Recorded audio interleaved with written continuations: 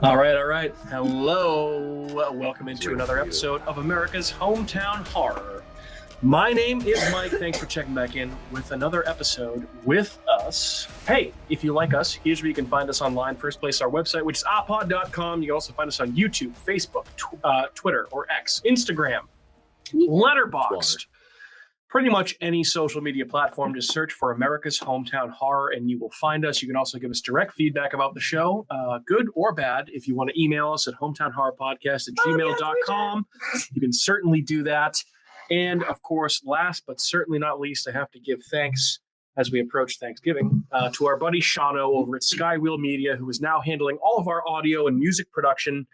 And he's doing a great job. Our show has sounded better than it ever has before. And if you have a podcast that you're looking to take to the next level, get in touch with us and we can put you in touch with our buddy Shaun over at Skywheel Media. He will have a website available soon, and he does a fantastic job with our show, and he'll do it just as much of a fantastic job with your show. If not better. Well said, fellow co-host who I've yet to introduce. Again, I don't do this alone. I'm with all three amigos tonight. Andrew, Kat, who you've already heard from, and Matt. Lady, gentlemen, good evening. Good evening. The fuck's up? What's happening? What's good?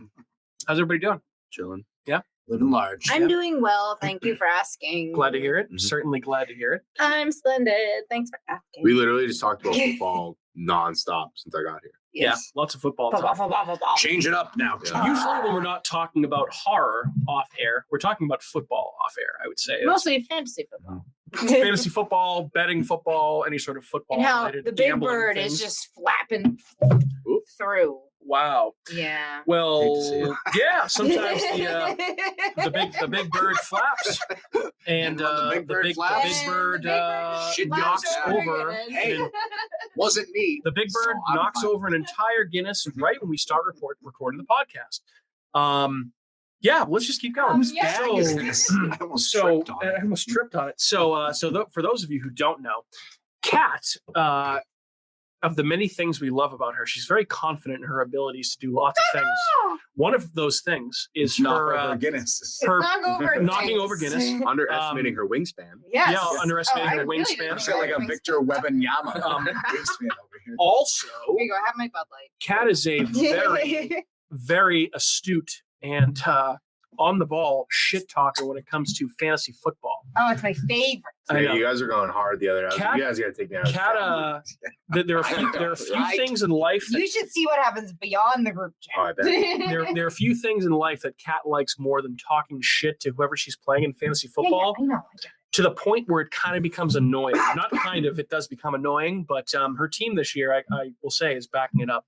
So congratulations to Big Bird, which is why don't she say was. Congratulations! Now I didn't win yet. Well, you're in first Well, you're place. doing well. You're doing well. She's gonna Yeah. lose. Congratulations So, on your progress. Yeah. Whether or not you I'm may in have progress. a fraud team, as much of the league believes, but I guess you're putting up over 200 points a week for several Yeah, well, weeks this in a row. fraud is I'm in winning. 2 leagues that are being led by ladies. Please make sure you dry the Guinness off all of my horror 2020, the collectibles. future's that you just now. spilled everything all I over, did by the beat way. you though, Yeah. just so we know. Yeah. All of my horror games and One of all your those losses. things. Yeah, just because you sit when you pee. Wow. Wow, this is going off the rails. You do. Maybe people don't like fantasy football, but that's okay. Hey, sometimes we look for a little bit of an icebreaker to get into the episode tonight, and Kat just provided that without any effort. So I didn't even That's invite almost you. a I didn't glass start breaker, that too. conversation. I know.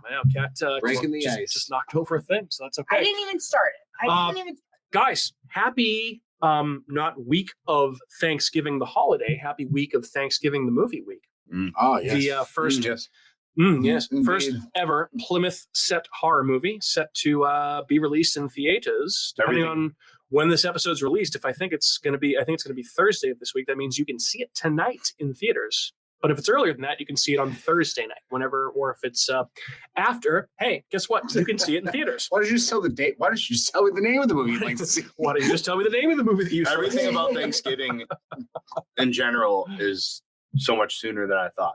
Right? I thought the holiday was in 2 weeks. I thought that movie was coming out in 2 weeks. No. Nope. All of it's Nope. just coming right in my Just face. passing me by real quick. Right in my Just face. Coming on my face. So Yeah. they haven't released like the review embargo for Thanksgiving yet. So the reviews probably dog aren't shit. out there. I mean, sure, it's probably not great, But Eli Roth is making the rounds and doing like all the interviews about this movie. Certainly seems like they're putting a good marketing push behind it. So It's a I don't know. cult classic. I'm more excited to see Napoleon. Well, I feel like a lot of people Napoleon does look a lot of people are excited to see an original horror movie that again was based on a trailer in a Quentin Tarantino movie. Kind of a cool concept, but like, you know, it's still an original concept that Eli Roth came up with. So I got to give him bonus points for that. You know, most of the stuff that he does is his own original idea. Regardless of what you think of those movies, they're at least all from his mind. So I'll give him a lot of credit for that. I'm going to circle back to your based on a trailer comment when we do our watch list too. Okay, fair enough. You can also see in theaters by the way, It's a Wonderful Knife, which is the new Christmas slasher horror movie that's going to be gracing the covers of Fangoria in the December issue. Is that the one that comes out on Christmas? It's out right now. It's out right now. Is that the like super violent, like kind of John Wick-ish movie? So it's I know it's a parody, kind of a slasher parody of It's a Wonderful Life. That's not what I'm thinking. It's in theaters now. It was basically just released in just 923 theaters over the weekend and made over $600,000 in those 923 theaters, which is actually pretty good if you kind of think about it. That's a very low release. Math stuff. Yeah, I mean, I don't That's a lot know, of but we math. can figure it out. I was gonna say, wait, can we circle back on the whole like Thanksgiving's coming up real quick? I feel like we had such a busy October with everything. Then we like breathed for like a weekend in November, and now all of a sudden it's like Thanksgiving, and you're like, oh and then it's gonna be shit, Christmas, like too, yeah. right? I'm like Christmas. kind of debating about putting up the Christmas tree soon. Like the Yeah, next Sarah's week. Like I was texting me about just it. thinking about it. And I was It's like, you know what? time. It's kind Might of as well. yeah. I'm not normally a before Before you know it, it'll be Thanksgiving. Christmas. If it weren't for Bridget, then I wouldn't think it's time. But yeah, maybe Yeah, I think she we're can gonna She can rip that we're down gonna real quick. cave. she can We're rip gonna that down cave. real quick because she's Oh definitely good. fuck yeah! Definitely gonna. Anyway, so It's a Wonderful Knife, by the Roy. way. Justin Long's in it. Joel McHale's in it. Love Justin Long. Love both of them actually. Joel I love McHale's Justin some Long good in stuff. horror movies. Justin Long in His- Barbarian and Yeah. Jeepers Creepers. Tusk. If Tusk. Yeah, Justin Long's in a horror movie, you know he's gonna get fucking probably annihilated. Yeah, Killed something horribly. terrible's gonna happen. Man. Yeah, but you can also see It's a Wonderful Knife in addition to Thanksgiving. So you can see a Thanksgiving and a Christmas horror movie right now in theaters or close to right now. Super. You can also rent it. I feel like this was notable because it's relates to two movies we talked about in the show recently. There's a new anthology horror movie that you can rent at home called Satanic Hispanics. Yeah, I want to watch this. I Yeah, heard so- these are really good. So there's a segment directed by Damien Rugna, who directed When Evil Lurks, Mhm. also Terrified, and Gigi Saul Guerrero, who did a segment in VHS 85. Yep. And is also very hard on the eyes, if I do say so myself. Hard. I'd say easy. It's a yoke. Wait, so the same guy that directed yoke. When Evil Lurks Oh, you're being- directed Terrified? It's a joke. Sarcastic. Yes. Yeah. They're also I directed still haven't Terrified, seen that movie, and I and he directed a segment in You didn't Satanic see Hispanics. Terrified? Yeah. Terrified's fucking nuts. Yeah, dude, it's an awesome movie. It's really good. You'll absolutely love it. Yeah, you need to watch that like right away. Guys, we also got a trailer for the new Ghostbusters movie. Anybody see this or hear I about didn't it? even know there was The a new Frozen Ghostbusters. people. Ghostbusters Frozen Empire is the title of the new movie in this new legacy sequel series to Ghostbusters. Bill Murray in it. Bill Murray's in it, Dan Aykroyd's in it, Ernie Hudson's in it, in Okay. addition to Paul Rudd, Carrie Coon, Finn Wolfhard from Stranger Things, and I forget the girl's name. I don't mean to be disrespectful. I forget. She was the granddaughter of Egon Spengler in in Ghostbusters Afterlife that came out a couple of years ago, which I liked. I liked Ghostbusters Afterlife. I didn't see It's that cool. one It wasn't It bad. bad. It was It wasn't bad. entertaining. It was fine. I'm gonna Um, wait till Layla's a little older and then we're gonna binge. This one, by the way, also has Patton Oswalt, Kumail Nanjiani, Is he playing the booger? a couple other people as well. Kumail, I guess, went on a podcast. He loves Ghostbusters stuff, and Kumail Nanjiani also hosts an X-Files podcast, which is I love. He's an X-Files nerd. Love it. He's awesome. So apparently, he said that they based this movie on like an extended episode of the real Ghostbusters cartoon TV series from like the Oh, 80s that's and sick. 90s, which I'm like, sign me the fuck up. Because I feel like I actually loved the real Ghostbusters cartoon before I actually loved the movies when I was a kid. Because that was like more accessible to me than the movies. Is it different than the fake Ghostbusters TV show? Yeah, it's a thing. It's a thing. Yeah. Nice, Andrew, nice. I like that. I always liked Ghostbusters too. Mm. I thought that one was cool. I love the bit when the people from the Titanic are like ghosts coming back onto the harbor. Ghostbusters 2. When I was like a gets little slept on kid, all I the was time. like, oh, that's scary. Ghostbusters 2 is a Slime. good New Year's Eve movie. I That's get them all a like New the Year's baby Eve jumbled Yep. up. I'll try to Yep. remember. Absolutely. Very good one. So, Crazy yeah, baby name. Ghostbusters Frozen Empire, by the way, getting all the surviving members of the original movies back, along with the new cast for the new movie. So watch the trailer online. It's out there. You know I love me some Ghostbusters. It's the ringtone on my phone, so Who I you have to gonna talk call? about it. Yeah, Ghostbusters. Guys, I know none of us really play video games too much anymore. I mean, I'd love to. but including me. I don't really have enough time to be able to do it anymore. Maybe over the off season for my job, I'll be able to pick this game up and check it out. But I have to mention this because it's kind of been taking the horror video game world by storm. You guys ever heard of a game? Came out 2010 on a couple, PlayStation and Xbox generations ago called Alan Wake. No. So this basically was a third-person action adventure / kind of thriller horror game, based a lot on like Stephen King stuff, The Twilight Zone, Twin Peaks, where you're playing as an author that writes horror and thriller novels in this weird dreamlike state. There's a lot of lore going on. It was a game that had a very big cult following at the time that it was released. And so we're now in 2023, 13 years later, they released a new game in the series called Alan Wake 2. And this apparently, Electric Boogaloo. Yeah, Electric Boogaloo. Apparently has gone like hardcore into like the terrifyingly real survival horror genre, kind of taking the video game world by storm. It's been nominated for, I should say, a bunch of awards at like the Video Game Awards, that type of thing.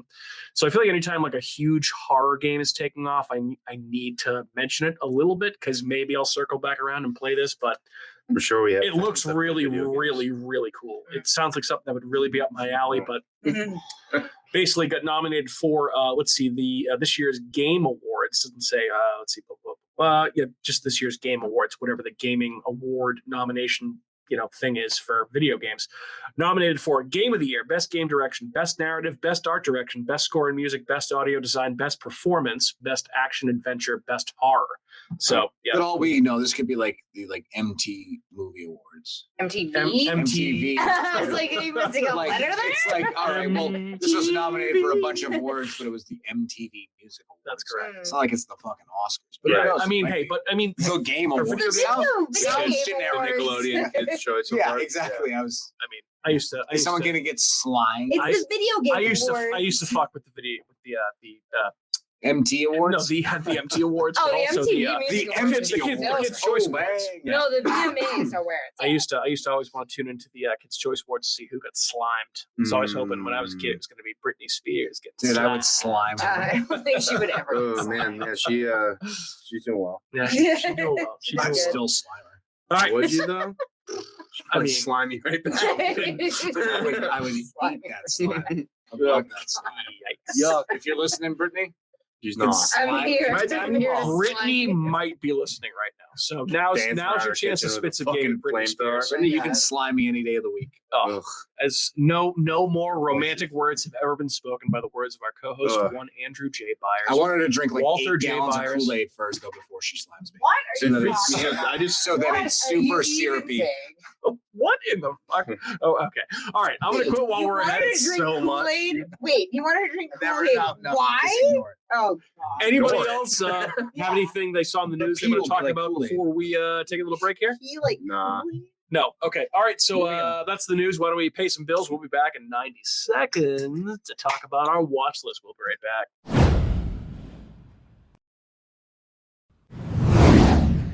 All right, we're back. All right, what's going on? We're still here. You're still here. That's cool. Let's talk about some more Good horror-related job. stuff. Yeah, good job to you, listener. You stuck with us through the Britney Spears sliming comments and everything else, all the other ridiculous things that we talked about.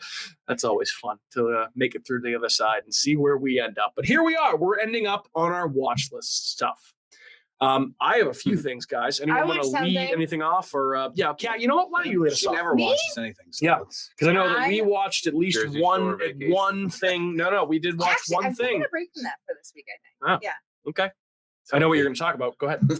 So I watched SawX. Yeah, with Saw my- X, Saw 10, whatever you want to call it. I mean, Whatever. Song. We don't need to dive too into that unless you want to dive into after that. But I was going to dive into what I watched by myself. No, we I can watched talk something about. by Why don't myself. we talk a little bit about SawX or Saw Alright. 10 or whatever it is? Yeah. SawX, yes. I honestly don't know what it's supposed to be called. I really don't know because it does. Well, This is not a spoiler. When does it take place? It takes place in between the very first Saw movie and the second movie, so it's technically a prequel. Saw 1.5. Saw, but why is it called SawX? It's not a Saw prequel, 10. 10th one. Like, yeah, I mean, I guess before the first one. why not call it Saw 1.5 or Saw? I don't know.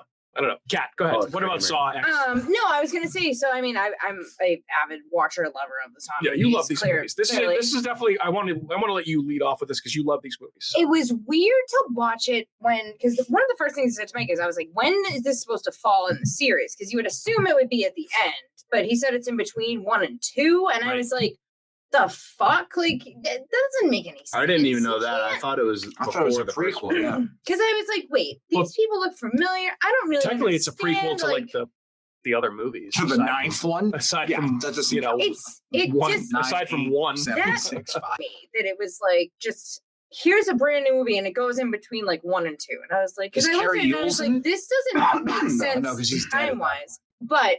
No, so I was like, this all looks kind of familiar. This looks weird. Why is this looking at? There was weird connections throughout the entire movie, which I was just like, I don't understand this.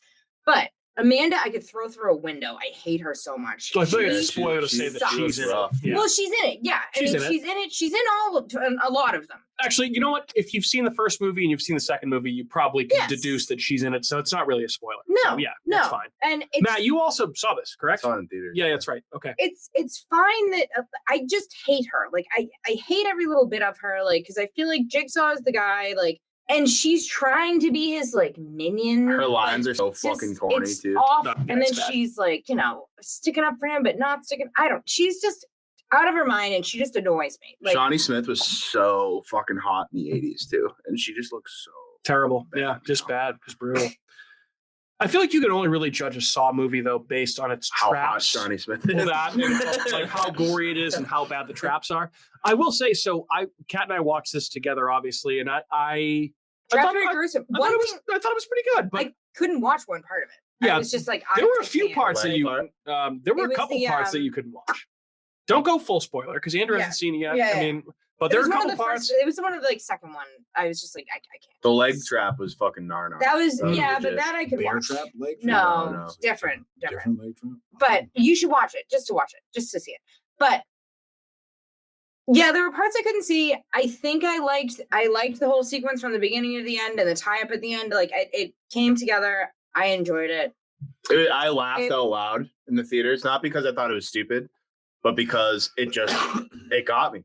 I was like, Yeah. these motherfuckers. Yeah. In every goddamn movie, they make a twist that Every goes over time. my head. Yeah. Every time. Way over your head. Yeah. Yeah, I mean, I will say at least for this one, they They did did a try great to job. they tried to put it in like a different setting where you Yeah. can see where Jigsaw might like obviously the situation when you see the situation that he's in, like you can get why he would want to take revenge on these people because they're pieces of shit and this happens. You to a kind lot of of happens feel, people. all the time, a though. little Yeah. bit better about what he's doing. Oh, You're like, absolutely! "Alright, that's Like fine." Yeah. he's not the villain in this. Like No. he is very And he- much the anti-hero slash Yeah, hero. He I does would a say. pretty He's a sexy noble baby. move at the end. Were they, too. Mhm. were they By the way, trying to Tobin sell, Bell, Tobin Bell, looking rough. were they trying to sell him Al Jolson records? And, He's like 80. I don't need no Al I know. I Jolson. mean, it's tough. It's tougher and tougher for them to try and portray him as like the younger Jigsaw because he's getting up there. Shawnee Smith Yeah. looks like Gary Oldman. She in looks Red worse. Dragon. Yeah, she looks worse. Yeah, Yeah, so much Jesus. worse. Yeah. Like I always forget that. It looks like she just has like this like fake face on Yeah. her face. I'm like, She's whoa. just mask on. Literally, it looks like Gary Oldman in Red Dragon. yeah. It's terrifying. But He's the dude that's all chewed up. no, Oh, yeah, that's Ray Fiennes. no, Is no, it? no, no, no, Oh, no, Gary oh Oldman. yeah. Oh, in the no, that's You're thinking of Manhunter. that's Hannibal. Is Hannibal, it? yeah, Hannibal. Hannibal's is the one with Gary Mason. Oldman has. He's like Mason. Oh, Mason Burger. That's what it Mason is. Burger. Yeah, Yeah. he's- Yeah. Oh, and he's like feeds him to the Yeah, fucking. correct. Kind Yeah, of, yeah. That's kind of what she looks like. That is Yeah. scary. But yeah, but SawX, I would say. So, by the way, SawX just Gross. passed. We'll talk more about That's the so box mean. office a little bit later. Just passed over $52.7 million in the box office because apparently, in addition to being able to rent this at home, you can still see it in theaters. So it's still out there, or it might be fading right now, but it's reached over $100 million worldwide. And meanwhile, Five Nights at Freddy's over $116 million US and over $220 million worldwide. Holy That's fucking wild. shit. So just goes to show Freddy Got Fingered is better. people like dumb horror. And there's Yeah. nothing wrong One with of the that. best. If people are liking horror stuff, I'm It's the all gateway. for it. It's the gateway effect. dude. It's the gateway effect. Can But I even watch my next SawX, movie? by the way, I was going to say, just to close the loop, I mean, and Matt hasn't even talked about what he thought about it yet, but I thought it was good. It was definitely better than I was expecting. I talked about it on our episode with Justin. Okay. Yes. All Oh, right. okay, that's funny. Yep. It just, yeah, I mean, it's a Saw movie. If you're a Saw completionist like Kat, you're going to want to see it. Well, and yeah. it's not horrible. It's an entertaining I hour liked- and a half. I liked the Jigsaw with Chris Rock better. Spiral. That Spiral. makes That's what I was going to say. What? So Spiral. actually, I'm kind of annoyed It was fun. that they Spiral. just I liked that better. I did too. I was going to say, I was kind of surprised they just left that alone, ignored it. I didn't think that movie was horrible. Nobody a liked lot that of people movie. didn't like it. I know I a lot of people didn't. I didn't thought like it it, was but I fucking dumb. actually liked I it. thought Chris Rock was really good in it, really funny. I and couldn't take interesting. it seriously. Yeah, right. I mean, That's I a good can point. see Yeah. what you're saying. Well, not only that, but it had Chris Rock, and it also had McMurray from Letterkenny in it Yeah. too, as one of the cops that got killed. That was like fuck McMurray Was and Danny Amazing. Glover in that too? Samuel L. Jackson. Yes. You're confusing your Yeah, actors there, my It's friend. just him and Chris All right. Rock calling each other. So yeah, motherfuckers. SawX, Danny like, Glover in Saw Is one. it Angels in the He's in Outfield? Saw. I think I gave Oh, he is The in- original. Danny Saw. Glover's in the original Saw. Yes. No, he's in Yes. Saw 2. He might be in both, but he's in Saw 1. He's in the Is he's, he? he's in Saw 1, absolutely. He's a cop, right? 1,000%. Yeah. Yeah. I would give Saw X. I gave it 3 out of 5 on Letterboxd. I I think feel that's like what I yeah, did it's too, that's fair. It's not in my top 10 by Cat? any means, but What else you got? So then I have two other things I watched. I watched this movie called I See You on Netflix. It's a crime thriller. So it's about this family who has it's like a broken home, and they have this. I'll just do like vague details. It was fine. It was by Adam Randall in 2019. So it's about this broken family. They kind of see They see. they see and hear weird things going on in the house, but they also know that their son's acting out because they have a few family problems going on. Then you find out this twist halfway Don't through tell us the the twist. movie, and then you find another twist at the end. It kind of makes it's weird. It's a very strange. I like Sounds that twisted. you're our Netflix horror guy. Yeah. We can always go into- count on you to yes. watch the Netflix horror movie. Yes, and I still have ones because I'm top 10, but it's top 10 horror movies, top 10 movies Like on watch Netflix things on Netflix. today. Yeah. And I'm like, there's 3 horror things on this top 10. Mhm. That's insane. Yeah. I would think it would be kid things, rom-coms, who's home right now? Oh, apparently people like horror movies and are just constantly watching them. No, that's good though, during the because day. I Netflix is the last thing I put on. Yeah. So I go to a bunch of different things. So you're watching all this stuff.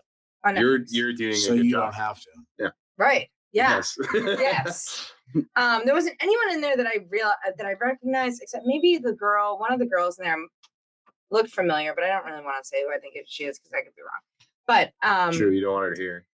I just don't. Well, I don't even. It's fine. So yeah. So it's a very weird, family-oriented, broken, strange, twisty movie with creepy things going on in the house, and then other things going on. There's people missing, kids missing from the town. All these things are connected. It's creepy. So I watched that. What And is that then called? I See You. Okay. But yeah, I was on Netflix top 10. I see you, P. No, just no. I I see get it. you. iCup.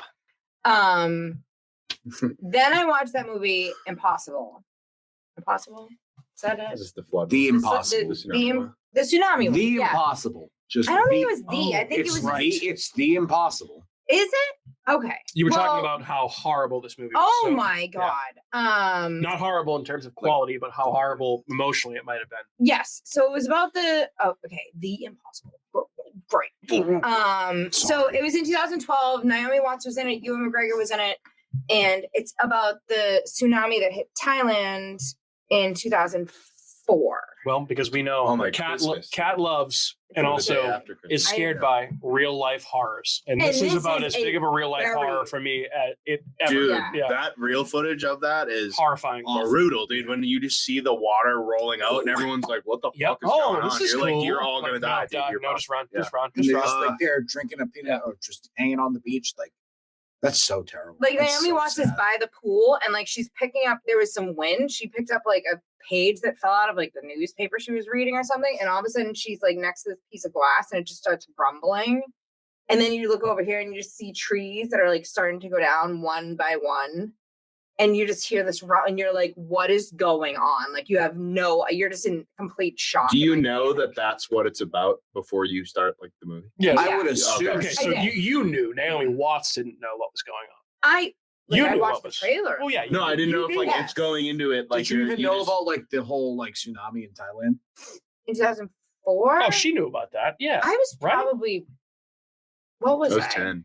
No, Wait, I was it really that? I was long a ago? junior in high school. You were a senior in high So school. you remember it then? I'm sure I do. I mean, I just didn't know if it's it was not one in of the those- forefront of my mind. I'm sure I do, but I'm not sure. I'm sure So that you at don't the remember. time I watched it, but I don't. It's not in my. Well, I was memory, asking if you, like, so then you forever. don't remember. I just didn't know if it's one of I those don't movies remember. that you go into it and it doesn't tell you that that's what it really is. No, it about. does. Oh, okay. No, there's a Because it caption. happens. Yeah, you It could have really- gone. You it could have just does. put the movie on I've blinds seen and this not know movie. what it Yeah, was the about. first, like, yeah, 10 I've minutes, watched this yeah, movie. It 6 tells you years what it's ago. about, and I don't know why it was on It's a very Netflix. good It movie. was on the top 10 things in Netflix. It was that. Must and have the other just thing. came to Netflix. It must Yeah. have. And no, there's a little caption in the beginning that says this is based on true events from a family who lived through the tsunami that hit Thailand in So you know 2004. immediately. Who Oh, then yeah, killed that shit blah was blah blah. awful. Like, Mm. yeah, the whole thing from beginning to end is like Horrible. horrible, absolutely horrible. Natural disaster Horrible to movies hit, watch. dude. It's We haven't gotten a every- good one in a while. Yeah, Mm. every bit of it is. Good natural Terrible. disaster in a while. It's No, like a natural terrible. disaster Like movie. I was like, I mean, I'd say watch it if you need something, cringeworthy and makes you feel really depressed. But I mean, it's I got it's plenty of those. Mm. it's a great movie. Like I don't know if I'd watch it again, to be honest, but it was Should a good to watch natural it disaster once. movie draft? Well, I love Twister. Like I love Good. Dante's Peak. too? Yeah, like I love Dante's it. Peak. Yeah, like I Volcano. love. I love Armageddon. I have a Armageddon, soft like, spot for there's- 2012 and Deep Day After Impact. Tomorrow. Day After Even- Tomorrow yeah. is cool. I remember I saw Day After Tomorrow in theaters, and they showed an exclusive 10-minute preview, like the first 10 minutes of Dawn of the Dead. And I That's was like awesome. 8 or 9, and I was That's like, "Whoa, dude!" Mhm. Yeah, what is this? Like the opening scene of Dawn of the Dead, the Zack Snyder one. That's Mhm. pretty dope. That's pretty cool. All right, Yeah, so so that's I called thought The Impossible The Impossible. But yeah, it on was Netflix. it was Dream good. I hate to say that it was impossible good, but it was really Well, if good. it's a quality made movie, if the subject matter You is get you and disturbing, McGregor it's I still a and good couldn't, movie. watch. I couldn't stop watching it Yeah. at any point in time. Like his Yeah. it just there was so much going on the entire time and it was a lot. But it Right. was good. It was good. Cool. Who's next? I'll go. I have a pretty short list. Go. I rewatched Dream Warriors. Oh, Nightmare on Elm Street. Just because I rewatched a slasher from the 80s that's super underrated called Curtains. Mhm. It's about this like Curtain. group of actresses going to like film a movie or a play. I forget either way, but they just start getting wiped out. Wicked, creepy mask killer. It's like this like crazy old lady mask, and it looks nuts. But there's an awesome scene where she's chasing some girl down on like a frozen pond. Oh, And she's okay. skating after with like a scythe. Oh, sick. It's Nice. it's pretty rad. Cool. And then I watched. So this ties into the Eli Roth thing. Hmm. The trailer. I watched Death Proof and Planet Terror. Oh, you watched them both? Yeah, Nice. they're both on Tubi. Nice. I own Planet Terror. I don't have Death Proof, but I just saw it and I was like, "Fucking whatever, dude. I'll watch this." Death Proof's sick. That movie rocks, dude. Kurt Russell. Anything with Um, Kurt Russell rocks. It's such a cool Stud. movie. It's so fucking violent. And then you get to Planet Terror and you're like, "Wow, no, this movie's fucking extremely violent." The Robert Rodriguez. Yeah. Yeah, that movie. I feel like we don't really talk enough about Tarantino or Rodriguez in this podcast. I feel like they have gone unmentioned for the good majority, Better make a lot of horror movies. aside from maybe From Dusk Till Dawn That's it. and a mention here or there of like some of Tarantino's horror stuff, which I think, There's few and far between. yeah, If one any, of the like, one I of the mean, scariest non-horror scenes in a movie is Once Upon a Time in Hollywood, the Spawn Ranch scene. It's Yes, so good. 100%. But anyway, go ahead, continue. No, that's it. Okay. Yeah. That is a short list for Yeah. you. I did. I've been busy. What is Busy boy. like two movies? That's it? 3, 4. 4. Okay. I can give you a couple things. And your short weeks is like my long weeks. Like I can't even. I've been like so tired. Even like when I put Lila to bed, like on Saturday, that's when I watched the Death Proof and Fangoria, and I was like falling asleep on the couch. Gentlemen, Matthew and Andrew, looking at you. You'll be happy to know I finally pulled the trigger and watched Suitable Flesh. Oh, what'd you think? I dug it. It was good. Yeah, it's a fun one. You can definitely see like the Stuart Gordon influence. I feel like the opening scene of the movie is like a lost scene from Reanimator. They're in the morgue, in the basement. There's a security guard outside. They're like opening the body bag. And it's the whole thing. It's just like very much reminiscent of those movies in terms of gore, in terms of thematic plot, in terms of them taking place at a Miskatonic Medical Facility at Miskatonic University, which is a H.P. Lovecraft thing. Awesome. Supposed to be in Massachusetts. Yes, Arkham, Yeah. Massachusetts. Did you know that also Arkham Asylum and Batman lore based on H.P. Lovecraft, by the way? That's where Arkham Asylum comes from. That makes Fun sense. fact. Now you know. Anywho, also, dare I say, kind of had the 80s sleazy sexiness of Stuart Gordon's movies. Late 80s, early 90s for sure, yeah. Yep, between Heather Graham and Barbara Crampton in one scene with the two of them together. Hey, Chihuahua. I mean, Jesus Christ. They're both two very attractive women doing a lot of weird things in this movie, and I was just like, holy shit. But it's a very much a Lovecraftian Stuart Gordon movie, very good. And I mean, I paid to rent it. It was like, what, $4? Something like that. But it has the Shudder banner before it, so it's going to be coming to Shudder sometime soon. It's on Shudder already. Yeah, it already might be. But check it out. Pretty cool. If you like Lovecraft stuff, if you like Stuart Gordon movies, if you like Heather Graham, I'd recommend checking it out. A lot of fun. Very gory. As Andrew, wild story too. Yeah, Andrew, you said I think last week or the week before we talked we talked about this last week on Watch List stuff. Yep. Performances were good. Heather Graham was really good in it. All jokes aside, Bruce Davidson pretty good. Phenomenal. Yeah. The main kid who he'll come up later because there's a movie that came out this year about the movie we're talking about. Andrew, he was in. But he was pretty good. Like I was kind of surprised how good he was. Like as like the evil character for most of the movie. Like that was pretty good. He did a good job. Yeah, I liked it. I liked Suitable Flesh. Yeah. Might be starting to think about this now. Might be close to my top 10 towards the end of the year. Because we got about a month left, guys. We got about a month left. I gotta watch a bunch more though. Yeah. That's in my top few. Real quick, also, so Matt, I don't know if you were gone last week when I talked about this, but were you here when I talked about Mr. Magic? So it's an audiobook I've been listening to. I finished it this week. This is the type of book, if it hasn't already been picked up for an option for a TV series or a movie. Maybe I think I was here. It's going to be. But it's a very weird story about basically, I don't know what Andrew and Kat are doing right now, making fun of me about something. No, I'm just going. Yep. Okay. So basically it's very much like Channel Zero Candle Cove type thing where it's about a TV show for children that a lot of people like remember, but didn't ever actually really air. They actually remember about it. Right. So basically the child stars of this TV show reunite for a podcast. Hello, meta humor. Hello. And all this, they go to the town where the show was filmed, which wasn't in Hollywood. It was some weird town in Utah. And all this weird shit starts happening. The house they're staying in might be haunted. Like all the people that are there might, have some sort of secondary motivation that people don't know about. There might be some sort of supernatural presence with like an Pennywise type figure type of thing. This is all new in the story. This is all in this story, and it's a lot going on. So I finished it, and what I will say without spoiling a lot, because you'll probably see it on TV. I know Kat, I know Andrew, you're probably never going to read the book or listen to the audiobook. That's fine. Let's say you haven't read You might see it on TV. Yeah, I listened to it. Matt might read the book or listen to it. But essentially, the ending was a little bit disappointed, but it does touch on some good themes. All right, so childhood nostalgia, right? Like we all grew up in like some form in the 80s. Blockbuster. Right? Pizza Blockbuster, like Nickelodeon, that type of thing. Like this book kind of touched on the feeling that you have right now in your 30s. Thinking about the shows that you liked as a kid. And like, obviously nostalgia is a powerful thing, but are the things that you remember being so good actually as good as you remember them being, or were they just not great and you're thinking about being in a better time? Where they were not great. I think they were. I think you have nostalgia for them because your life sucked so much. Right. You had this small moment where you were happy during it, because being a kid sucks. most of the time. You're getting told what to do. So you think of Blockbuster Video because for those 10 minutes in this stupid store with candy everywhere and all these video games and all these movies, you were like, oh, I've never been happier. That's why you made my point for me, right? Yeah. So like, were you actually more happy as a kid because you spent 20 minutes on a Friday watching Nick Arcade and then going to Blockbuster Video to rent a video game and a movie for the weekend? Spend at least half hour. Or is it just seeing you not have to pay bills and be an adult? That's the part you remember that didn't suck about your weekend. So basically this plays with those themes, right? Like, is nostalgia actually a good thing? Like, what actually happened in the times that you were nostalgic about, that type of thing? And then also, like, what happens to the kids that were on these shows back then?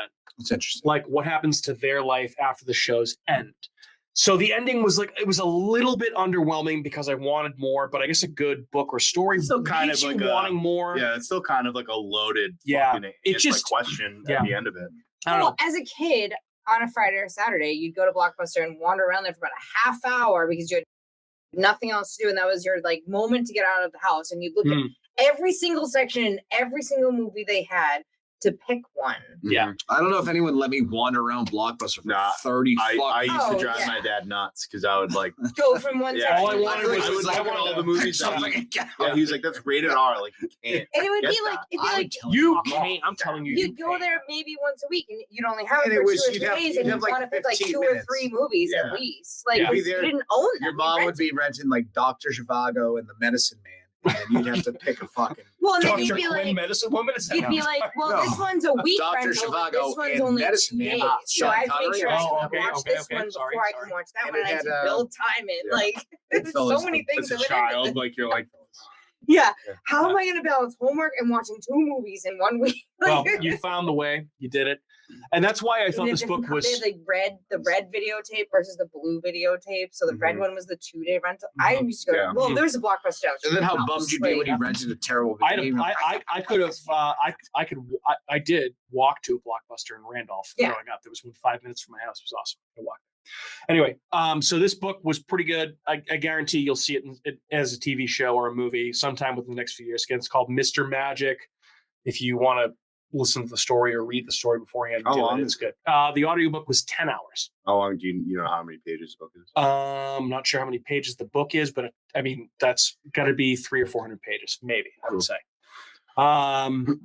So yeah, that was pretty good. I liked that, liked Suitable Flesh, but I feel like I have to. And Matt, I don't know if you watched this yet. Kat, I know you haven't. Andrew, I know you did. Did you get a chance to watch The Killer yet? The new offering from David Fincher. Okay.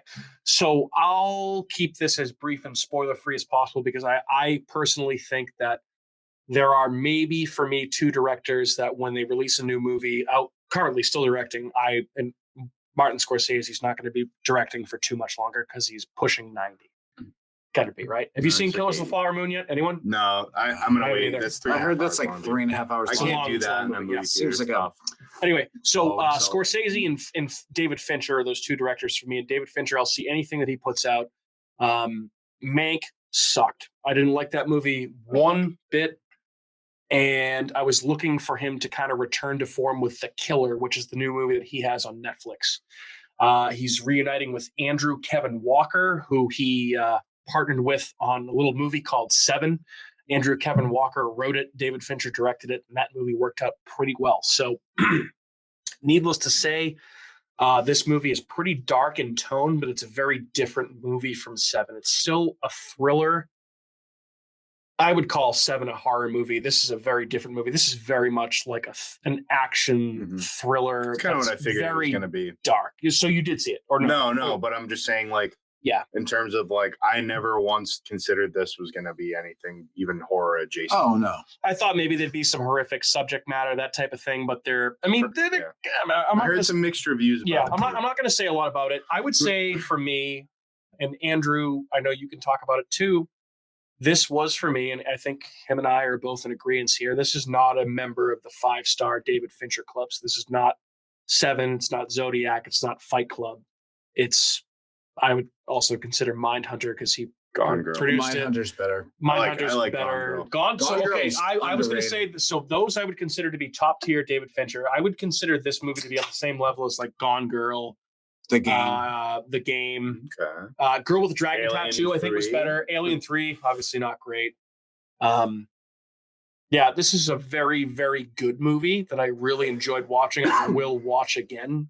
Cool. Whenever Kat Isn't it wants only to like watch 90 it. minutes? It's quick, actually. For a Fincher movie, it's I feel like very it was quick. like 2 hours. Yeah, it's was very it? quick. Oh. But it moves like I that. thought I saw it as like an Did you hour think it and 30 moved like that? Oh, absolutely. I thought it was slow as shit. Well, that's the Yeah, thing. that's the thing. A lot So- of people said it's wicked fucking slow. It's him talking for like Let me put it 30 this way. minutes. What do you like about David Fincher movies? What's your favorite thing about David Fincher movies?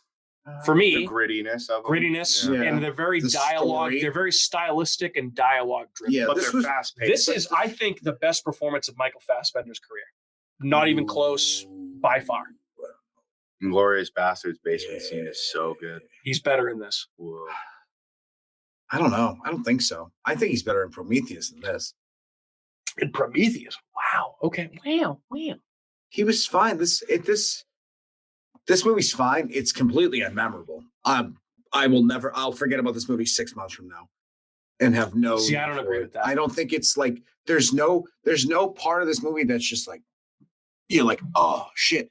Like the best part of this movie is Tilda Swinton. Tilda Swinton's fantastic. She was in her great. Small She was role. great. Fassbender was great. Fassbender was great, but And it the was music was very great. like it was very drawn out, and then it just kind of ends. The ending was not great. I'll give you that. There's a That's few why it's decent not scenes. as good for me as some of those. but it's ending was underwhelming. not I great. found it underwhelming. Score 3.5 done out again. of 5, which is Um, underwhelming, but it's Fourth or fifth collaboration between David Fincher and Trent Reznor and Atticus Ross. That's a lot. Trent Say that Reznor. again. Say that again. Trent Reznor. Fourth or fifth collaboration from Trent Reznor of Nine Inch Nails with his creative partner Atticus Ross and Oh. David Fincher. That's what I was saying. So they did the score for this, but essentially the entire movie, Michael Fassbender's character is listening to the Smiths, which is pretty awesome. yeah. I The knew soundtrack about that. still. I feel like that's why you love this movie. No, honestly, not even. I thought it was a very interesting movie. I like this. Yeah. You like one song by the Smiths. Yeah. That's true. I thought it was good. It wasn't great though. Again, Yeah, not, it was. Well, that's what I'm saying. Like it's Yeah. one of those movies you're gonna forget about. it's a mid-tier David Fincher movie. It's a mid-tier movie. Yeah, better than Mank. I haven't seen Mank. Mank. That's because it's Star. Is it about Doug Mankiewicz? It's about Herman First Mankiewicz, baseman for the who Red Sox? wrote Oh, Doug Mankiewicz. Citizen Kane. That's what it Yeah. was. Yeah. Anyway, all right. So that's what I got. The Killer, Moving Saw on. 10, Suitable Flesh, Mr. Magic. Anybody else got anything? Andrew? I watched another Netflix movie since we're all talking about Netflix. Sure. Wow, look at us go. I watched Luther, The Fallen Sun. Oh, Now, yeah. this is Talk to me about this is horror adjacent.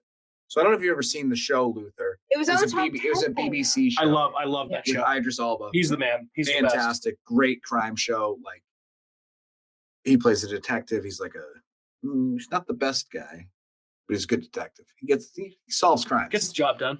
fucks shit up along the way. He's But not Scooby Doo. Leaves a trail Um, of destruction. in his so path. basically, it's him, and he's hunting down a serial killer played by Andy Serkis, who's phenomenal. He played Gollum in Lord of the Rings, Nice. and he gets to Idris Elba gets arrested, breaks out of prison to hunt him down, and it's a wild movie. Like the special effects are pretty fucking terrible. It's like the special effects are bad, but the story and like the creepiness of what's going on is very good. But it's almost like watching like a 2-hour TV show, like a BBC TV show, Ain't nothing wrong with that. which is really good. BBC But makes the best shit. you know that the special effects aren't going to be great. Yeah, true. It is True, what true. it is. Yeah. But the acting's phenomenal. The dialogue's great. And there's a lot of horror adjacent. Like this guy is a ruthless serial killer. Like I feel like He kills well, like I feel he like kills, at least Captain Crunch. no, I feel like at least 20 people die throughout. Wow. There's at least 20 deaths in this movie. See how Sorry. she was with that? Oh my Such a god. Dad joke. Oh my god.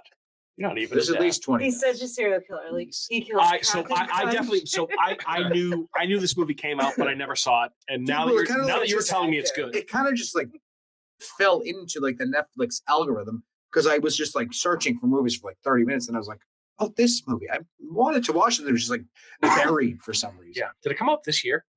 Like February. Yeah, I gotta check it out. Check it out. Very good. Check it out. All right. Luther Fallen Son on Netflix. What else? Anything? The Killer. The which Killer. is Man. Yep. So yeah. Okay. Fair enough. All right. We ready to talk about this movie? Let's go. All right. Why don't we take a quick 90-second pause for a word from our sponsors? We'll be right back. It's official. The critics' decision is in. Spooky World is spooktacular. Enter the new black hole. If you dare. Or the new horror House of Wax. This year, don't miss the real Jason, Bobby Pickett, or Alice Cooper. Phone the 24-hour Spooky World hotline. 508-838-0200. That's 508-838-0200. Spooky World is just west of Boston and haunts every night from October 1st till November 1st. If you had the nerve, you'd phone 508-838-0200. It's America's horror theme park, Spooky World. Sleepy Clovers. Alive, it's alive! It's alive! The new face of evil is going to scare you to death. Barrett's Haunted Mansion. It's killer this year. Then be next door to the Abington Ale House. Barrett's Haunted Mansion. Eat, drink, and be scary. Go to bhmansion.com. All right, we're back. And we're talking about another movie tonight, as we often do, as we want to do sometimes. That movie is a 2020 film called Come True, and it was selected by our co-host, Andrew.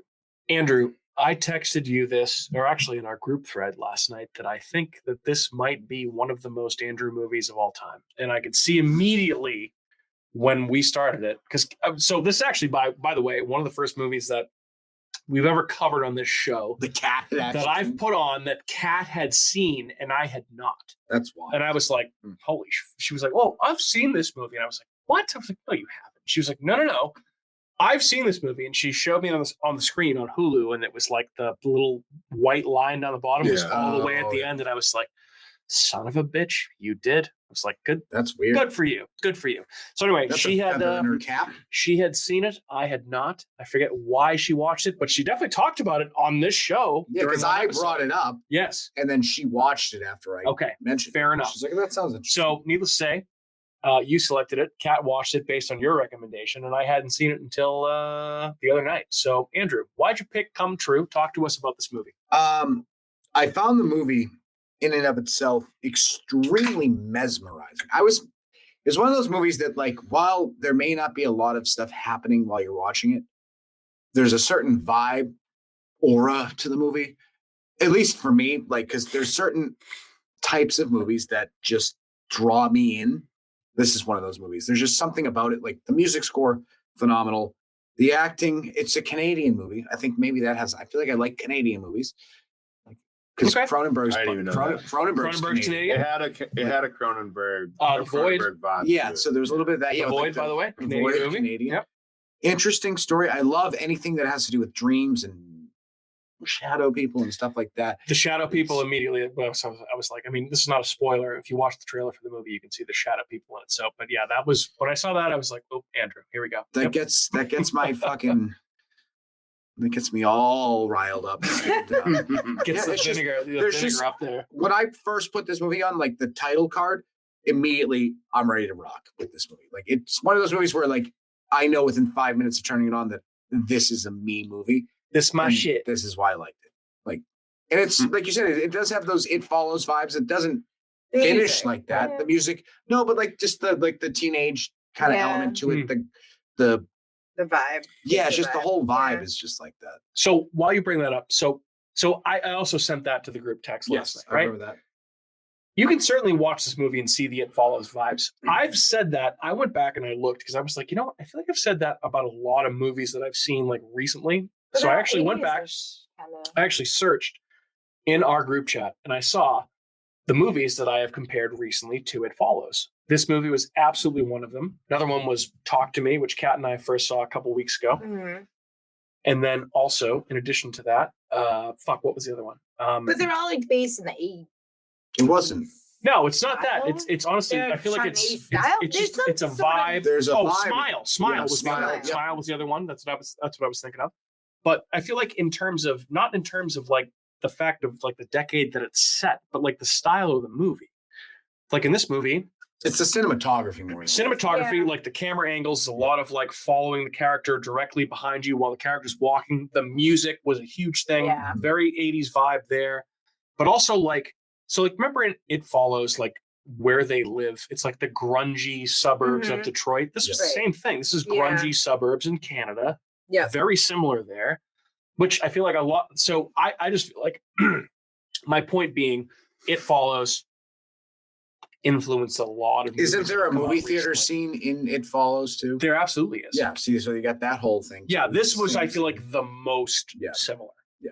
Yeah, not necessarily in terms of like the content, but like the style of the movie. I felt like this could be a sister movie to It Follows. There's also which I feel like I said the same thing when we talked about Smile, months ago. But that movie was very similar to it too. And then I talked to me, like I looked at Kat a couple times. I was like, this reminds me of It Follows. Movie, yeah. That was not a great movie. It was okay. It was okay. I like Talk to Me. I don't know. Anyway, I digress. But yeah, I feel like It Follows just has its tendrils everywhere. Yeah. So I thought of it with this movie, but this also does a pretty good job of distinguishing itself. I feel like it's an interesting movie that holds your attention the entire time. And again, the shadow people dream stuff. The dreamscape stuff is because it's very limited horror. It's more like it's horror, but it's psychological sci-fi horror. Like it's more in like the depths of your mind, like what you deem could be. Because there's some scenes that are very kind of upsetting in nature. Yeah, but there's nothing actually horrifying other than, I mean, there's some horrifying. It's implied. Absolutely, but I would say so. For me, the scariest parts. Spoiler alert! Skip 30 seconds ahead if you haven't seen the movie. When the dream stuff starts to slip into the new world and the real world, excuse me, and like the doctor sees that like multi-appendage thing running through the hallway in the hospital. I was like, whoa, okay, that's cool. Anyway, I've been talking a lot about this movie, but I dug it. I thought it was pretty cool. It was definitely something that I thought you would pick, and I was like, you know what? I didn't really understand the ending, which I'm looking forward to talking about with you guys. I didn't research it at all. I feel like the ending was written out for you on a text message. I mean, quite literally. Literally. Okay, well, that is the ending. That is the movie. Yeah. So that's kind of a cop out. I don't know if that was it's kind of a cop out. I thought that was kind of a thing open to interpretation. No. That is the end. That is what was going on. Well, that's a cop out. That's a little cop out. Okay, a little bit, yeah. So we'll talk more about that. Matthew, what do you think of this movie? I did not like it. It was too awkward for you. It was awkward. Like it. Just I had a feeling. It had all these like super like crazy zoom ins on like this fucking weird chick's face, and like just her chemistry with like this other. It's just like these two fucking dorks sexual tension for like 110 minutes. I'm like, dude. So there's that. The whole dream thing, like nothing about it was like scary. It was just awkward and weird. Wow. The music was cool. I did like the music, but it also was like out of place at times. And then the ending was horrible. I'm like, so she's just in a fucking coma the whole time. Spoiler free. Yeah. It doesn't matter. Just fucking talk about it. Don't even bother. That's good. That's funny. Yeah, I finished this movie and I was like, dude, I'm gonna roast Andrew. Yeah, this isn't a Matt movie. No. Well, once dude, I was like probably like 25 minutes into it, and I was like, this is not. This is like an Andrew Cat crossover movie, like not your style at all. It was so sci-fi. Yeah, and maybe you like sci-fi. What was it? Sci-fi, really? Yeah, there's a lot of sci-fi. Really? Almost only. Yeah. I guess I think sci-fi like aliens, not like actual. But I was just like it was just so I know. It tried to do so much that it just did that, and like I don't know, it just I felt like it was trying to be so like artsy, and I'm like, this just it's just like I just saw through all of it. I was like, yeah, this isn't. Like this dude wanted so bad for this to be like an A24 or like a Neon. Oh, it was nowhere near that. Yeah, like movie, and it just wasn't. No, I was like, I don't know. Once it was done, I like immediately got up. I was like, this movie's fucking stupid. Yeah. Sorry. Don't be sorry. Everyone has their own opinion. Everyone gets their pick. You know, that's what makes us great. Is we're all different. Yeah. Right? Isn't that what? Well, absolutely. It's what's different that makes us great. But also on this podcast, I feel like we very rarely have a very hard differing opinion on certain things. So I'm excited to hear. I mean, not all the time. Not all the time. Not like to that level of hatred. I feel actually, you know what? Yeah, like, I wouldn't watch this movie ever. Yeah, no. Yeah. Maybe it's Matt doesn't often say that he absolutely hates things. So maybe that's what usually it's like Matt's usually everyone hates. Well, normally I'm on me and Andrew are usually always like on the says same I'm all over the place with my movies. This one, this one. Once I even like was reading about it, I was like, I kind of went into it being like, we'll see. But like I was like, it's like 25 minutes. See, I love, and then it just kept going and going, and I was like, yeah, no, this is just the last like 10 minutes of it. I was like, what the fuck is going on? Yeah, same. That's why I said that too. But I already spoiled the whole ending, dude. Yes, No. We're just we've all talking seen about it. We've all seen I didn't not enjoy the experience though, even though I didn't really care for the ending. It was also okay. wicked fucking long. It was very long. Yeah. It was pretty long. Dude, watching this girl walk around for fucking 20 minutes, dude. I'm like, all right, dude, like wake her up. Definitely a 2 hour. Well, that's the thing. They were. It's all about trying a sleep. new- I know, but it's just like in terms of directing it. Yes. Yeah. I'm like, all right, put that scene down. It was very 15 artsy. It was minutes. artsy. It was artsy fartsy. Certainly artsy fartsy. Yeah, I mean, But no, I was Andrew likes the bummed. I artsy was like, fartsy damn. movies though, and I'm not. Oh, I making do fun of too. him for Well, that. I know it's not even that. I don't know. We all like different things. There's no accounting. That's why, because we both like artsy fartsy. We both like weird, but then this is one where it just the overlap is it's not there. It was missing. The science. Would you ever watch a sequel to this movie? What would the sequel be? I don't know. I'm asking you. I have no idea. Well, I wasn't a loaded question. There couldn't be a sequel. Yeah, I don't think there's Unless it was like how she got wakes into the up. coma. Also, she's 18. Maybe she got 20 an accident. years, so Maybe. yeah. She's 38. There's not really some plot holes. Yeah. Yes. I'm actually I just like very surprised that you took that message at the end of the movie at face value. I thought it might have been I did. a thing fucking. I did too. No, I think I legit I like this movie a lot. I think dude. Yeah, that's that obviously. weird. I was like, we were watching that. Well, it's all what just the it's fuck? see the thing is it's all just it's a dream. It's a dream, yeah. So that's what I'm saying. That's why I think it was a cop up. You've I been in think a so. I coma, legit think that they had this great idea for a movie. They were moving along. She was writing it. Yeah. And they got to the end. They went, it's a dream. This dude's buddy was like, "Hey, we're gonna go get beers and pizza. You want to come?" He's like, "Yeah, it was all like, I'll admit, the ending was like that's a cop out. They just threw a text message up. I will. Kind of a fucking cop out. It's a huge cop out. I think they could have just if they had just left it like ambiguous, would have been a better ending. Then if she just like killed the dude, it's literally just a text that says, "Hi Sarah, you've been in a coma." It was like I'm like, did I write this screenplay? To be fair, her phone was a big part of. They were using story. They were trying to figure out a way to wake her up from this coma, and that's what the whole movie is about, basically. That, but I feel like that wasn't what the story was supposed to be. I think they got to the end and went, no.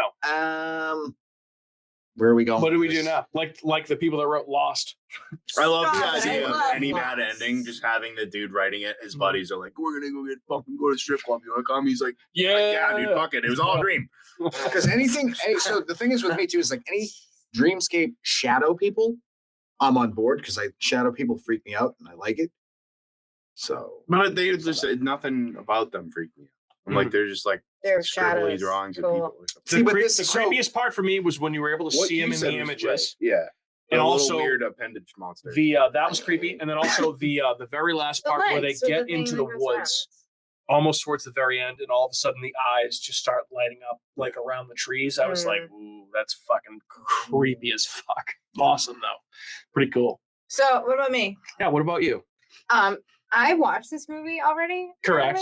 I didn't, but I don't remember which episode it was. No. I mean, before for this episode. I know, I'm joking. But there was something we did recently. There was a dream type movie. Fantastic. I thought no, it was not. But she did bring this up on a podcast, and I can't remember which one. I can't remember I have which no one idea. it was, but it was about dreams. That I said, "Oh, I saw this movie," and I kept watching another movie after that movie. And I don't know. I don't think the only thing I can think of is that I watched like Requiem for. I watched like something like Requiem for a Dream, but I didn't watch Dreams They Come. Yeah. Like, I can't. I'm like I didn't. Two of the watch, most depressing movies ever, by the way. Great, but I definitely didn't watch either one of those recently. But I watched this movie recently because then I was like, Mike started. And I was like, I just watched this movie. Yeah, I was you like, did say that. Yeah, you had seen it for show. For show. So weird. Yeah. Well, hey, it's not weird. Andrew it's probably weird. recommended it I brought on it show up. before, I know and now that, here we are but talking about the but podcast. I did a double feature, and I don't remember. Kat, you would like this movie. I remember saying I watched this movie after we watched another movie that was similar to this for the podcast. I think. Whatever. Who knows? But WB Mason knows. WB Mason knows, yeah. So yeah, I like this movie. It was cool. I'll give it like a thumb and a half. All right, you cretins. This movie came out in 2020, which means it's a pretty recent horror movie, and there's a lot of recent horror to talk about that came out this year. You guys want to hear about some of the movies that came out this year? Great. All right, let's run through them. I'll fire them through real quick. Number one. A Quiet Place Part 2 that came out in 2020. Again, keep in mind, 2020 was the first actual year that was affected by the pandemic. So all these movies. Oh, I remember 2020, especially when we get to the, I forgot about that. I remember, especially when we get to the box office numbers in a little bit. Oh, but Quiet Place 2, Antebellum. Anybody see that? I did. Yeah, any good? It was interesting. Is that the movie that was about the most deadliest movie ever? Is that no Antrim? No. Antrim. That's what I was thinking. Antebellum was like this kind. It was honestly, it was a pretty like interesting Get Out story. type thing, maybe. Yeah, it was like a time traveling slavery movie kind of. Yeah, that had to do with technology. It was weird. Also in 2020, a movie called Becky, which is a slasher movie starring Kevin James' fat ass. Oh God! Anybody see that? Wow, dude, I like Kevin James is the man. Kevin James, yeah, it's a sequel that came out this year. Are you gonna post the Kevin James meme dude, of him going? King of Queens is so funny. Fucking hate that. So funny every time. It's not funny at all. No, it's awful. It's the worst. There was a sequel to that movie that came out this year. No, King of Queens sucks. Kevin James sucks. King of Queens is such a good put on and go to bed show. Dude, that's Arthur. Oh, it's not Arthur. It's Jerry Stiller. Jerry Stiller is the only reason. The only redeemer. Kevin James is good. And Patton Oswalt. Yeah. That's a good. It's FedEx. All right. Well, Kevin James was in Becky. That came out in 2020. Dude, we also got this movie I feel like Kat might have seen. Leah Remini. What? Leah Remini. The crazy Scientology lady. Yeah. Remini? Leah Remini. What movie is that? The woman from. I don't think that's how you pronounce her last name. I think it's Raimi. I think it's Remini or Remini. Remini, whatever. Remini, whatever. It's Jerry. You guys have three different ways of pronouncing her last name. R.I.P. All right. Anyway, the Brahms the Boy 2 came out in 2020. Anybody see that? That's the most cat What was the movie. one you said? There was a movie called The Boy that came out. This is the sequel called Brahms the Boy 2. Yeah, is he like a? That's his name. Is he like a stoker? He's like a bra, but a boy. No. Color Out of Space, starring one Nicolas Cage. That movie was pretty good. I actually really like that movie. I didn't like this one. Really? Yeah. Oh man, I'm surprised by that. Sci-fi doesn't do it for me. Yeah, you don't like it. It doesn't get any blood going anywhere. Guys, did you know there was a Deep Blue Sea #2? No, what? Deep Blue Sea 2. It just came out. No, there was also apparently a Deep Blue Sea 2, but there was also a Deep Blue Sea 3, which came out in 2020. Man, nobody's seen that. I'm sure that was awful. Had no idea there was one sequel, let alone 2. I like Deep Blue Sea. Maybe I'll watch I love Deep Blue Sea. Deep ass. My head is like a shark's fin. Said nobody ever. Deep ass, blue beard. My head is like a shark's fin. Okay, LJ, calm down. A movie that I've been kind of championing for a while that you guys need to watch if you haven't yet. The Empty Man came out in 2020. Very good movie. Andrew, you'd love it. Was Very that weird, recently on Netflix or something? creepy, culty, Lovecraftian, weird. A lot of cool stuff going on. Anyway, there was a Blumhouse remake of Fantasy Island, the TV show that they turned into a horror movie back in 2020. Yeah. I did not know they did that, dude. Yep, not interested. No, thanks. Fantasy Island's the one with the tattoo. Yes, the plane boss. They made that into a horror movie. Yeah. What? Isn't that the most Blumhouse thing ever? Oh my god, dude. The plane boss, the plane. Here's a movie that Kat and I watched together. I mean, it was an experience. It's a horror movie starring Vince Vaughn called Freaky, which came out in 2020. This movie wasn't terrible. It wasn't awful. It was fine. Yeah, it was Kat, fine. I was like, it was violent as shit. It's very like it was gory. I'd see it again. Pretty gory. It was like Happy Death Day too. Gorier than Happy Death Day. Wasn't? Yeah, probably. Happy Death Day is rated PG-13. I think Freaky was rated R. Freaky is definitely rated R. That movie is violent as fuck. We also got a movie called Vince Vaughn in a horror movie. Here's a movie that's constantly popped up on my Netflix queue that I've never watched, and I hope one of you two have because I'd love to hear a good recommendation. Ghosts of War. No, heard of it? Sounds like a war movie. Supernatural World War II movie. Anyway, sounds like a paranormal. Let's see. I'll fire through these real quick. We got Gretel and Hansel. Why'd they switch the name? That was on Shudder for a little while. Anyone see that? I did. Gretel and Hansel. Yeah. I saw Hansel and Gretel. And this one's called Gretel and Hansel. I think that was the. They went alphabetical on us. No, but that was the weird one, right? That was the one that came out a couple years ago with the chick that was in the They got sugar cookies. And they went to like the black TV house, right? They did the Hansel and Gretel story. I think I've never seen it. I don't know. Yes, I'm asking I you. have seen. Yes, I've seen that one. Okay, yeah, Gretel it was and good. Hansel. It was good. Oh yeah, what's his face in that? I don't know what's face. The guy that got like his back crushed and like he was like using like his snow plow. And, No, Anton Yelchin. No. The guy from the other guy from the Boston movie, right? Yes. Oh, from the town. Yeah, he's like a Marvel movie too. What's his fucking name? Wait, Cass. He's like the green Jeremy Renner. Jeremy Renner. Yeah, he was in Hansel and Gretel. Was he? With that fine chick, the dark hair. She was in.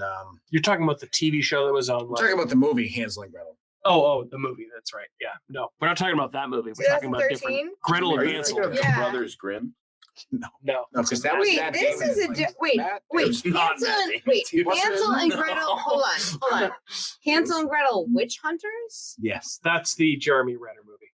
Okay, is that the same one you're talking about? No, it's called Gretel and Hansel. It's a movie that you watched that came out 3 years ago. We're spending way too much time on this, guys. Yeah, I watched that. It was good. A long-held movie that was released in 2020 was Grizzly 2 Revenge, Andrew. I've talked about that. Yep, you certainly have. It was creepy. That's why I brought it up. Guys. Oh, I know that movie. I never saw it. Maybe the only good thing to come out of the pandemic was Underwater? Host, which is the Zoom horror movie. Seen it? Yeah, it was a pretty good one. Very good. Pretty scary. Really like that a lot. That movie scared the shit out of me. Andrew, no, you hate this movie. Hubie Halloween on Netflix. I haven't seen that movie. You haven't? Oh my god, go watch it. Oh, it's good. I'm sure it's good. I thought you definitely you watched it. No, I didn't. I have not seen it. It's so good. All right, so you told us something different. Anyway, I said it probably sucks. Speaking of Canadian stuff, Brandon Cronenberg directed Possessor, which came out in 2020, and that's a banger. Banger, that's right? Probably the best movie of 2020. Yeah. We also got Psycho Gorman from the director of The Void, same director. Yeah, not as good as The Void, obviously, but Psycho Gorman, okay, interesting. Relic, anyone seen it? Yeah, I didn't like it. Okay, haven't seen it. Very boring. Isn't there like a 1990 like? No, that's the Relic. This is about like 3 generations of women and dealing with a grandmother with dementia. She actually might be possessed, but she has dementia, but she's actually possessed. Is one of those. Here's Taking Out Deborah Logan. Yeah, that one. Here's a Shudder exclusive for you called Scare Me. Anyone seen that? Who? Scare Me. It's called. No, anyone else? Don't scare me. No. I thought I had seen that, but I actually had not. Scare Package, another Shudder exclusive. It was anthology. The practical effects were good, but it's so fucking over the top, like campy. Yeah, that I was like, I couldn't even finish it. I'm like, this movie's.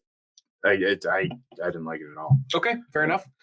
We also got a aquatic horror movie called Sea Fever in 2020 Sputnik, which is a movie that I really love a lot. Awesome. Sputnik's great. Sputnik's great. That's Hulu, right? That's Hulu. Yep, I feel like it's still on Hulu. We also got, so I put this one on here just because the kid from Suitable Flesh, like the main kid, like the kid that was like the guy, whatever, the young kid, what was his name? With the long hair that was like trying to seduce Heather Graham. He was like the main character. Asa. Yeah. So he's in this movie called The Babysitter Killer Queen, which is a slasher on Netflix. Was that part 2 of The Babysitter? It is. Sure is. Yeah. Here's another Lovecraftian aquatic horror movie that I really dug. Underwater? The Beach House. That's on Shudder right now. Came out in 2020. Oh, pretty we good. watched that. The Beach House. I don't think I saw it. I watched it. I don't think I watched it with you. It's a movie that you probably would not You're like. thinking of The Beach with Leonardo DiCaprio. A lot of like sea creatures and weird stuff. Just another beach. Yeah. Oh, then guys, Andrew, Kat, and Matt, Andrew, Kat, I'm speaking to you. Remember when we first started the podcast, we went to go see the Grudge remake in theaters, and then we podcasted about it because we did that, and that movie came out in 2020, and that movie sucks. Is that one of the movies that we had to re-podcast for? No, it was not. Okay. No, that's shocking. That was like right at the beginning of us doing That's this. what I mean. I was like, no. That movie was terrible. That's what we were like. I saw a movie and I did not like movies. Said movie smells bad. I gotta pee. I'm kind of nervous of listening back to like our first Don't episodes. just don't. I have some suggestions that people brought up to me in things. Take that, off the first 100 episodes. I don't know, not that, but different things that we can do. We can talk about it offline. Anyway, the movie that Donald Trump canceled, or the Republicans did, The Hunt. That's the one where it's the Republicans getting hunted by a bunch of rich Democrats. Did you guys hear about that one? No. It's pretty ridiculous. Did you see it? Yeah. Yeah. Was it any good? It's honestly, it's pretty funny. Yeah. Like, not even like from a political standpoint, just like the premise of it is it's just so over the top. Yeah. But it's funny. It's violent as shit. The best thing, and it goes all over the place. Like it's kind of like there's a lot of twists. Sounds like The Purge. I mean, it kind of is a little bit, but it's like wild. Kind of like the reverse. Ike Barinholtz is in it. He's funny as shit. Like, picture if they put The Purge in like the woods type thing. Kind of, but it is totally politically driven. Very much so. Yeah. Anyway, so that's The Hunt. Guys, this movie, I think, best horror movie of the year for me. The Invisible Man from 2020. Oh my God, that was good. It was good. So goddamn good. Like, that's awesome. As much as I can't stand Elizabeth Moss, No, you hate her. Kat loves her. I do love Elizabeth. She's good in that movie, though. I gotta give her that. She's good in so many movies. We also got a movie called The Lodge, which was starring Alicia Silverstone. Oh, I didn't like that movie. and I still haven't seen that. I was not a fan. I think It's that's not my cup of tea. Or not Finn Wolfhard. You're thinking of one of the other kids. You're from thinking It. of The Turn. That's No, it has another kid from It in it though. I think the kid that plays Bill Denbrough. okay. You might be right. Oh, you know what? Yes, that's fine. Yep, you're absolutely right. Yeah, Okay. I didn't like this movie at all. Yeah, I wasn't a fan either. All right, a couple more. We got The Mortuary Collection, another anthology that's on Shudder right now. The Night House, which was I like this one. Yeah, Rebecca Hall. It's okay. Rebecca Hall was very good in it. I thought it was an interesting twist. That had the most fucked up horror scene of the year for me last year, because I remember this movie now that I was like, oh, wait a second. Oh, I remember it now. The oven scene. Yeah. Yes. Resurrection was fucking No, thank wild. you. That was gross. Anyway, that's The Night House. Yeah, you were fresh off having a baby. Yep, that was not cool. I feel like I remember. Yeah. Not cool. Yes. Yeah, Because cool. you were like, I don't think you should watch this. I feel like last year's Yeah, and I was like, no. so much better than Not this cool. year. It's not honestly. It's not even close. not I feel even like close. I'm like, I'm gonna have to think hard. Oh, dude, Well, I already okay, have my so list, to be fair though, curated so far.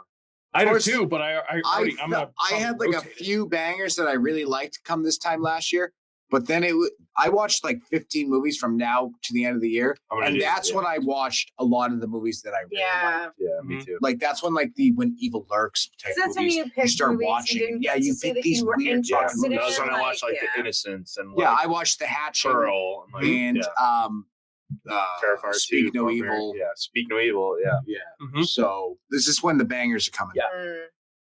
The end of Hopefully. the year bangers. All right, We speaking should of have a coconut bangers ball. Ball. Oh, we will. maybe end of the year coconut bangers ball. Anyway, to close out 2020, we got The Rental, which is starring Dan Stevens and what's his name? Lip Gallagher from Shameless. What is his actual name? Jeremy Allen White. Yes, Jeremy Allen White. He's in that. I never know actual people's names. I only know them by the character, which is probably so now super nice. You said Carmi, Lip. Yeah. Carmi, That's Lip. very normal. That's like Most people don't know. I don't know everybody's anybody's actor. Wolf Like, of Snow Hollow, also very good. And Underwater was also one of the first movies that we ever podcasted about. We saw it before we saw The Grudge, and that movie fucking rocks. Unbelievable Underwater. The only thing that PG-13 rocks out horror that movie. movie is watching it at the Wareham Theater that doesn't exist anymore. Yeah, that was a lot of fun. God, That was pre-COVID. Too. place just sitting there too. It was right before COVID. It was like January.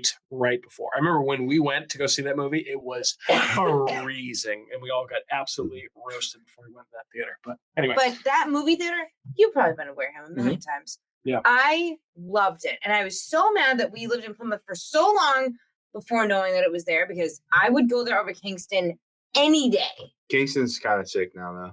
It's fine. It's not bad. I have It a was way Dartmouth better. one. I have I a mean, I don't know if Dartmouth it was AMC way. Why was it right way better? Is I Dartmouth really good? I've never It's an been. AMC, so You know what? probably. Yeah. Yeah. To Dartmouth.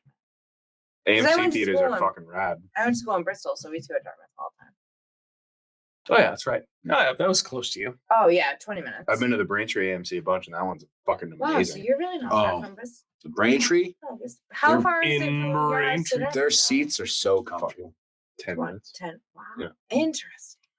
I can get to the Dartmouth Mall in 10 minutes. Oh, okay. Guys, can I We'll lay talk later. Can I lay a couple more things about Come True on you real quick before we start talking about other stuff? Yeah. So this movie, by the way, directed by a guy named Anthony Scott Burns. This is his second movie. He also directed a 2018 film called Our House and directed a segment from the 2016 horror anthology film called Holidays, which is also now on Shudder. Anybody else seen that? I have. Not. It's okay. I forget which one he directed, but it was absolutely okay. He also did a lot of the music for this movie, by the way. Yeah, I saw that under his like. Apparently he's a DJ, so he remixed that excellent song called Modern Fears by Electric Youth that they play like multiple times throughout this movie because the music is very good. And immediately when Andrew texted me, it was like, soundtrack's awesome. I was like, okay, I know this movie's going to be really good. Good soundtrack. Drive, Modern Youth, is that the same soundtrack? I'm not sure. Because that's a Canadian This song movie is too. called, I have no idea. The song is called Modern Fears by Electric Youth. I think they did the Youths. Drive soundtrack too. Okay. You All haven't right. seen Drive. That movie's sick. Yeah, you love It's got a Drive. dope You love soundtrack. Ryan Gosling. You love Ryan Gosling. I love that movie. It's fucking great. Bryan Cranston's great. Albert Brooks is great. Not Mel Brooks. So I was like Mel Brooks. I know we're kind of up against it here, but Casey Mulligan. real quick, do you guys want to hear some quick box office numbers about like what the year looked like? Because Sure. again, this was like COVID year. No. This was like right around when we first started, so we didn't really Probably talk pretty about low. this a lot. So if you guys had to guess, or I'm not even going to do this. So here are the top 10 horror movies in terms of box office numbers for 2010. Underwater. Okay? 2020. No, absolutely not. Well, I was going to say it's all got to be pre-COVID in 2020, This is so basically, all right. So here we go. Number one, The Invisible Man, which was pre-COVID. $64 million. That was a great movie. Number two, Fantasy Island, $26 million. That's a $40 million I don't even know drop what off that between is. one it's and like a two. fever dream that's a thing. Number three, The New Mutants, which is a Fox X-Men adjacent horror That's not a superhero horror movie. movie. Yep, that made $23 million. The Turning, which is a modern adaptation of The Turning of the Screw. Or the That made 15.4 mil. Gretel and Hansel made 15.3 mil. Then we got Brahms, The Boy 2, The Grudge, Come Play, With the Grudge Free one. So how many of and these The Empty movies? Man. How many The of number these 10 movies- horror movie in 2020, the number 10 horror movie in 2020 made $2.9 million. Well, yeah. Here's what I'm going to say. How many of these Insane. movies that you just listed came out pre-COVID? I mean, probably all of them. I don't know what the actual pre-COVID date is. Well, so I March can't answer 15th that. was COVID. Okay, so You don't know that. I don't Wait, so know. this was 2020? Definitely not. 2020. 2020. Okay. So I I remember feel like early. The Grudge I remember was early up. 2020 being like, "Wow, there's like no fucking." It horror was movies no out here. because I picked up my parents from the airport in late wanna March, know and release right dates. after I picked Hold them on. up, the world shut down. Yeah. So it was like the end of March because It was I St. dropped them Patrick's off. Day. We had like sniffles. We might have had like early COVID. Like we have no idea. Early COVID was the and the real like deal. I still had sniffles when I picked them up from the Yeah, airport. I think you would have more than sniffles. And it was 3 weeks later. They went to go to Mexico for like that's their thing in the winter. It used to be, not anymore. They haven't gone since. So, But, you know. now they just stay home. do you guys have any idea what the number one gross movie at the box office for 2020 might be? Overall, not horror. 2020. Quick I don't guesses. even- I don't even remember. I don't know. No, too much. This is no. Bad Boys for Life. Oh, Bad the Boys number 2. one movie at the box office. for Bad Boys 2 2020. is yeah. great. You know what? After that, 1917, which I believe is a war movie. That movie's fucking sick. Sonic the Hedgehog, Jumanji, the Next Level, Star Wars, The Rise of Skywalker, then a DC movie, Birds of Prey, Doolittle, The Invisible Man, Call of the Wild, Onward. Oh my God, what a terrible fucking year at the movies. So Invisible Anyway. Man was in February. That's right. Yes. So I think that puts Will on Um, his bitch, right? Yes, Yeah, we're good. I Yeah. can see you flailing around, Catherine, that we're putting a bow in this bitch. That's okay. Guys, anything further on Come True, Andrew's pick, anything else we talked about at all?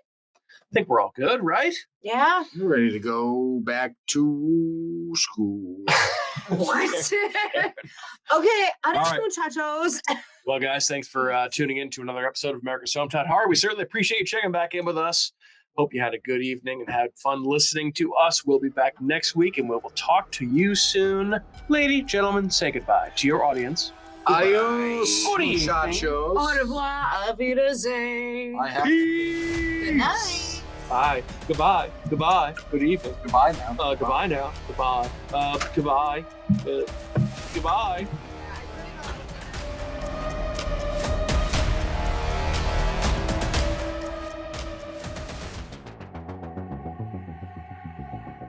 Hey everyone, it's Mike from America's Hometown Horror, and I want to say thanks again for listening to another episode of our show. If you're interested in more local Plymouth podcasts, I'd highly recommend you check out the shows from our friends over on the Inebriart Podcast Network. In addition to America's Hometown Horror, you can find shows from Inebriart, The Old Colony Cast, Bar Talk, Theme Park Legends, and Retro Redoctopus, so head on over and give them a listen.